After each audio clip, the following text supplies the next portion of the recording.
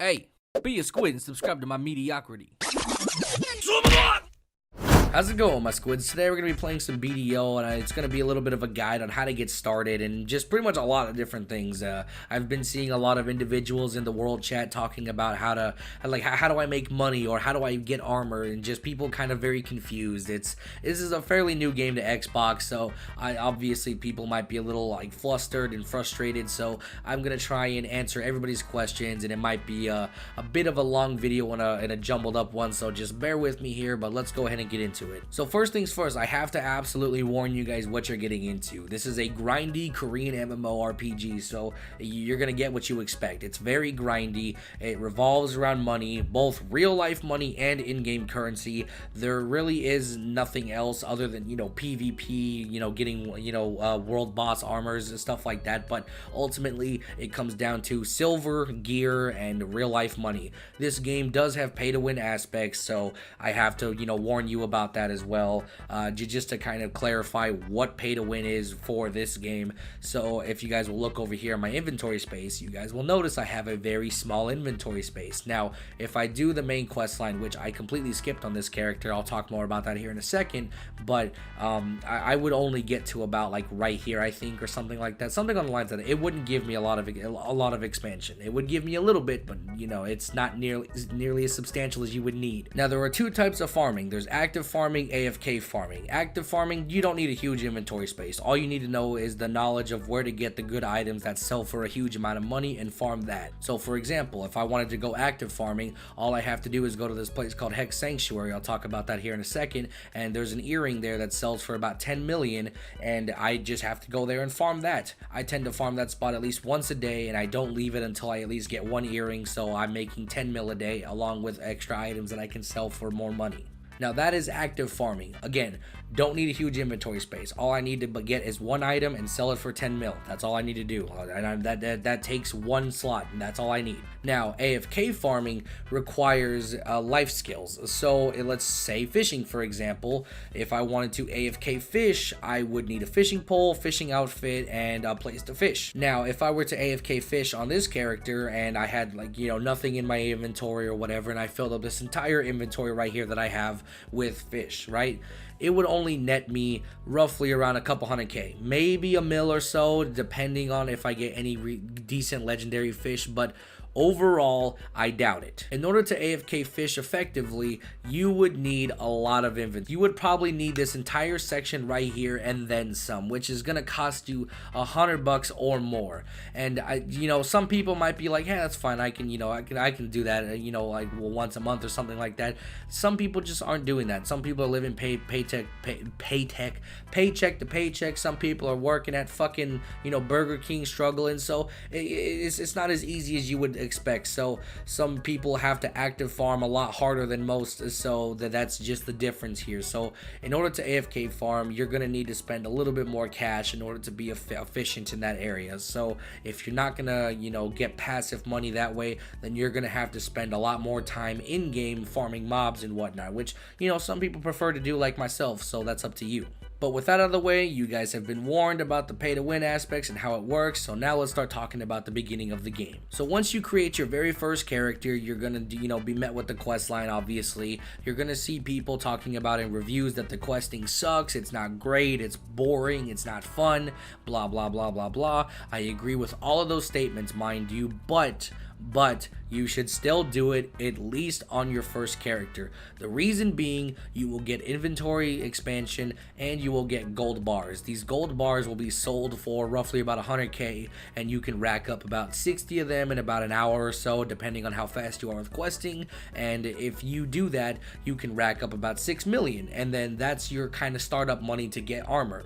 Mind you, your first character doesn't have to be your main character or your go-to guy. He just has to be your starting point. He has to be your money maker until you can make an efficient class. My first character was a wizard. I don't even like the fucking wizard. I started to hate the class the moment I fucking started playing it. It's such a boring class, and I was like, I can't play this. But he was my starting character. He's level 53 at the moment, and I just kind of left him there. I went farming. I made a shit ton of money, and then I immediately made this character, which is kind of my main character at the moment, and he's really good. He's pretty geared. He's at like, let's see here, he's at like 149 AP, 162 DP. I think he's like in total 300 gear score, something on the lines of that. So he's pretty good at the moment. But overall, you can skip the quest line if you want to, but I highly recommend for your first character you do it just so you get that startup money.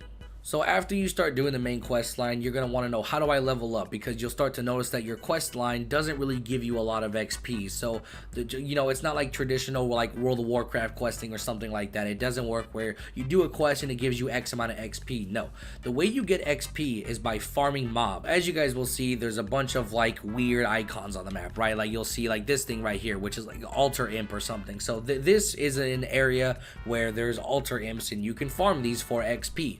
That is how you're going to level up.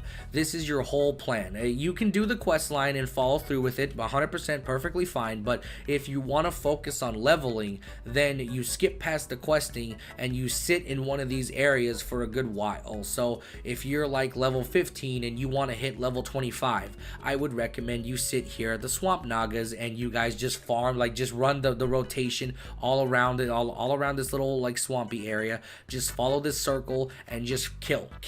Just keep getting them dead until you reach level 25. And then once you reach level 25, you want to go on ahead, move over to the orc camp perhaps, and then farm a bunch here, and then just, you know, rinse and repeat that process for each of your levels. Depending on what your level is will depict where you go. Now some of these areas might be a bit tough for you because you don't have maybe decent gear. This is again why I recommend you do the questing, so that way you can start to rack up some funds in order to upgrade your gear. Now the good part about you guys farming these like weird little spots is that they have items that you guys can actually sell for extra cash. So sometimes these areas will have armor pieces. Like there's this one area that I was at earlier, I think I was over at Hex Sanctuary, and they dropped this armor set called the Strength Helmet of Heave, and if I press X on it, it sells for roughly around, let's say, I think it's 60,000 it says right here. So it's not a whole lot of money, but there is one that did drop there that was +7, and it drops for it doesn't drop, it sells for about 1.6 million. So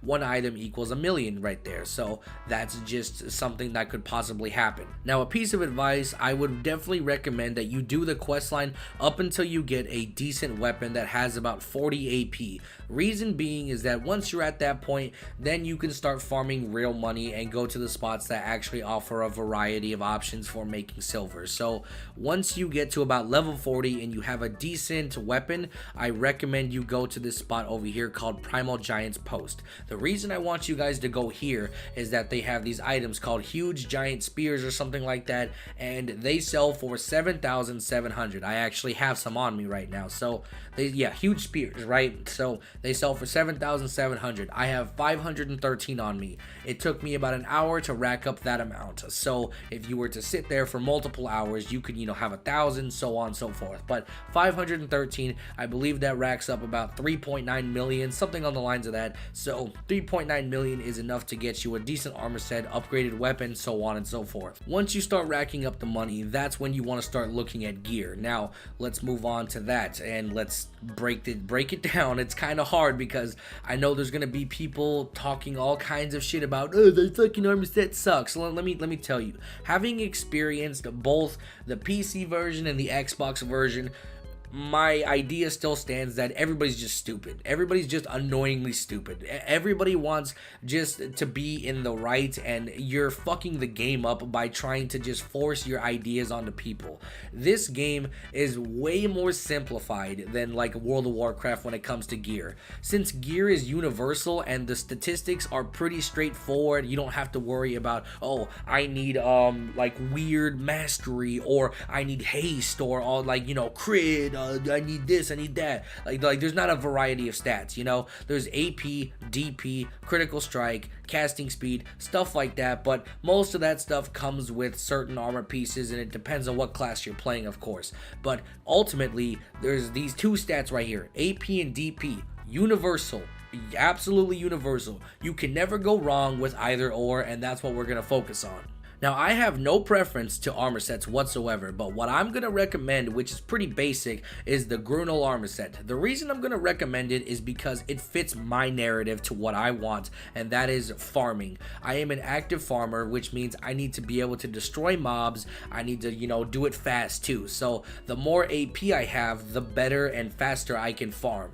Now again, that is my recommendation for my narrative. If you're not a huge farmer and you're not about that life, then you don't need this armor set. You can go with something else that has defenses and stuff like that. That's again up to you. Honestly, if you're just starting out, I just would recommend that you do your research and learn about all the different armor sets, and then whatever fits your narrative and what you want to do, pick it. For me, I need farming, I need AP, so that's what I went with. I did my research and I chose the armor set that went with what I need. So now that you guys know my recommendation, how do we obtain armor? How do we get into this? So in order to obtain armor, you've got a few different options. You can either farm for it, or you can just buy it off the marketplace, which evidently means farm for it in a different method. So the Grunel armor set will drop in two different places. It drops in Helm's Post, which has a very little chance of dropping there, and it also drops at Sazen's garrisons. So Sazen's is the best place to go farming for Grunel armor sets, and everybody's there. So I highly recommend you either go with a friend or two or some guild members, whatever, just because it can get a little hectic there. Now, even though you can get the drops there, that doesn't mean the armor set's gonna be good. I'm gonna explain why. So if you guys will notice, I have like plus 15 or the little Roman numerals on my gear and stuff like that. You might be wondering, the fuck is that? Well, it's essentially it just means that my gear has been upgraded 15 times or more. So you've got Pri, Duo, and Tri, which basically means 16, 17, and 18. That's just the times after 15. There's nothing serious about that. So for example, my helmet is plus 15 and my weapon is Duo. So my weapon has been upgraded 2 times more than my helmet. So it would essentially be 17. Now most times when you pick up a piece of armor off of a dead body or whatever, it's gonna be not even upgraded. It's gonna be straight up like this, where it's 3 defenses. It's gonna have virtually shitty statistics, right? But if you want to upgrade it, you can pull up the Black Spirit real quick, and then you can go ahead and go to enhancement, and then you drop this bitch in there, and you go ahead and put a black stone armor, and then you enhance it. You just press X. I'll just do this for the sake of the video, and you just enhance it once, and then boom, bam, bing, bow, you guys are able to upgrade your gear. Now you can upgrade your armor to plus 5 essentially for free, as long as you have the stones to do it. After plus 5, that's when it has a chance to fail. So once it fails, you guys will be able to see over here, for example, on this strength helmet of Heave, it's plus 7. You guys will notice down below the durability is 85. My Grunel helmet has 100 durability. Why is it different? Well, if you fail to upgrade your helmet or whatever it is you're upgrading, your durability decreases. And you might be thinking, oh, well, all I have to do is just repair it. It's not as simple as you think it is. It lowers your durability capacity, not just your durability as opposed to using your weapon. If you just lose durability from use, you can repair that for a couple like 50,000 silver or something. Not a big deal. If you want to make sure your cap goes back up to 100, that's going to cost you a couple million. You have to go to the auction house to buy these things called memory fragments, and then you have to basically pour those into your armor at a blacksmith, and then that will bring it back to 100 capacity. But essentially you need fail stacks. If you guys will notice up here, there's a 3 there. Those are fail stacks. What that means is that every time you fail, you get a fail stack. The higher the fail stack, the more likely you are to succeed on your next attempt. If your brain already doesn't hurt enough, you can probably tell that I don't fucking like this method. I absolutely hate this method. I will do everything in my power to avoid doing this. So I will work extra hard just to avoid this. I will make more money just so I can not have to deal with this bullshit system. So the best way around that shitty system is to just buy the armor flat out. So if you guys come over here to the marketplace director, if you guys don't know where I am, I'm in Heidel, so it's over here in the dead center of the map. You guys will probably be somewhere up here whenever you start the game. If you do the quest, you guys will eventually end up in Heidel, but if you don't know where it is, just kind of place your cursor, where mine is, and then just press X, and then it will put a waypoint, and then you can just auto path here. It's not a big deal. Anyway, let's talk to the director here. So we go to the central marketplace, and then now we'll go down to armor, and then this is where you'll see all this other stuff right here. We're going to look for the main armor set, which is the chest piece, and then we're going to go ahead and look for the Grunel. So this is kind of where you're going to be a little just like overwhelmed, because you're going to be like, 27 million for a plus 15, how the fuck am I going to make that kind of money? I've already kind of explained to you how to make that money, but I'll talk more about it here in a second.